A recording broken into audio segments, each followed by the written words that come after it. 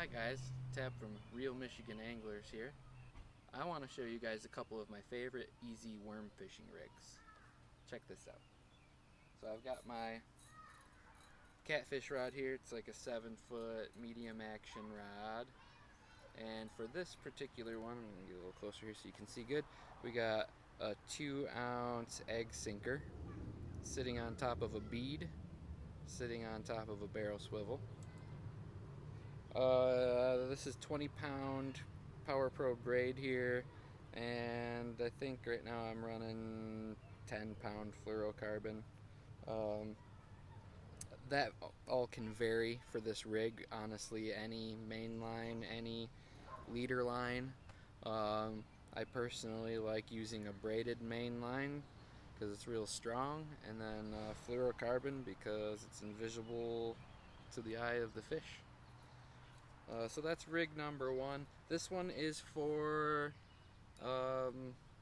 just about anything, but when you really need to cast far, heavy weight, 2-ounce. So if I'm trying to get it into the middle of the river on the Grand River or something like that from shore, I can lob this pretty stinking far without launching my worm off of my hook.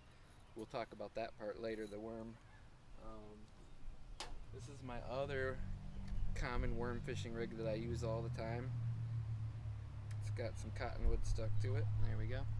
So for this one, I'm using a much smaller weight. This is like probably a 1/4 ounce egg sinker. Again, sitting on top of a bead. This is actually a steelhead bead because that's what I happened to be able to find when I rigged this up. It's got a nice little green dot on it. Barrel swivel. And again, really the only important thing as far as the barrel swivel goes is don't use cheap junk and make sure that the swivel is bigger than the hole that the bead has. Otherwise, it's just going to slip over. So, what this does, and the reason I like these rigs better than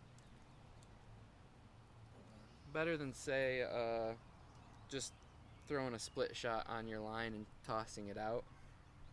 Let me loosen my slack here so I can show you what we got going on. So if you imagine that this is sitting on the ground in the water, and a fish comes up and grabs onto this hook and gives it a good yank,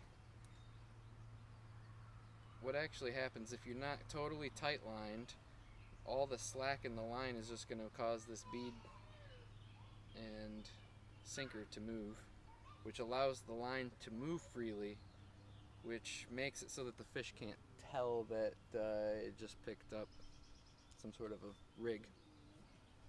So it's stealthier, it's more incognito. I think when you're just using a regular split shot, that's as soon as the fish picks it up, they feel that split shot, the weight of it, the resistance of the line, and then they let go and you lose your opportunity. I'm getting eaten alive right here. So this rig is about not missing opportunities and remaining stealthy. Another option that I really liked in lieu of the egg sinkers or the teardrop sinkers is I don't even know what these are called, but these are more for a moving presentation. So in both of these cases, I'm talking about you're going to the river, you're casting something out, a worm or a minnow or whatever, and you're just waiting. This is more for drifting in current, which you can do with the egg sinker also. But these don't get hung up as easily. So I like that for a moving presentation, or even like a trolling presentation, or just like a slow retrieve, trying to keep a worm on the bottom, but keeping it moving. That's this guy here. One other major advantage to using the egg sinker rig like this is a simple modification, such as throwing a bobber on right above. Bada bing, bada boom. Completely changed your rig. You can now drift something and throw out some live bait.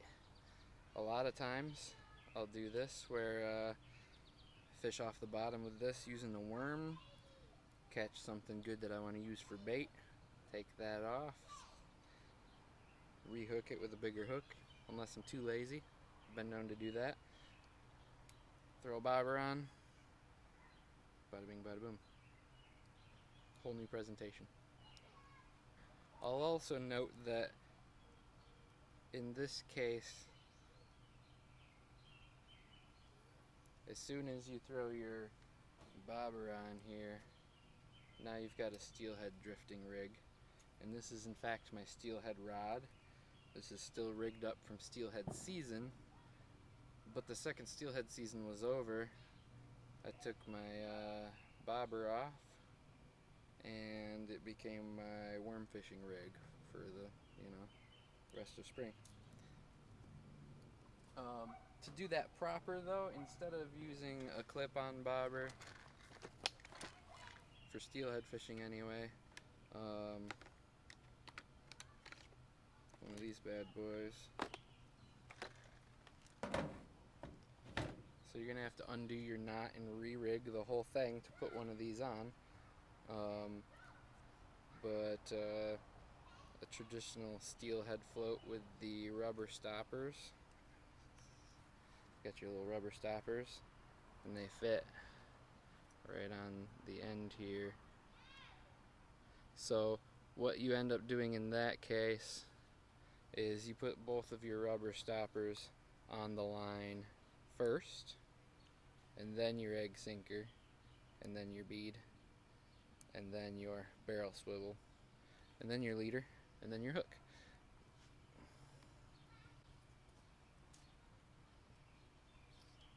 I'll give you another look at a couple of these steelhead floats. These are Nick floats. Nick Godwin from Grand Addiction Guide Service makes these. There's a few shops that sell them. I bought them from him personally, and that's who I learned how to rig my steelhead rod from, so thank him for this video.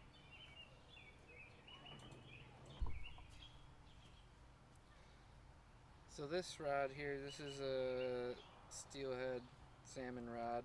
It's an 8.6 medium light? Medium. 8.6 medium. Compared to the catfish rod, it's got a lot more play in the tip, which I actually prefer. And with just this really light 1/4 ounce egg sinker, I can still launch a bait pretty darn far with this rod. So I really like a steelhead rod and a catfish rod for fishing these kind of stationary worm rigs.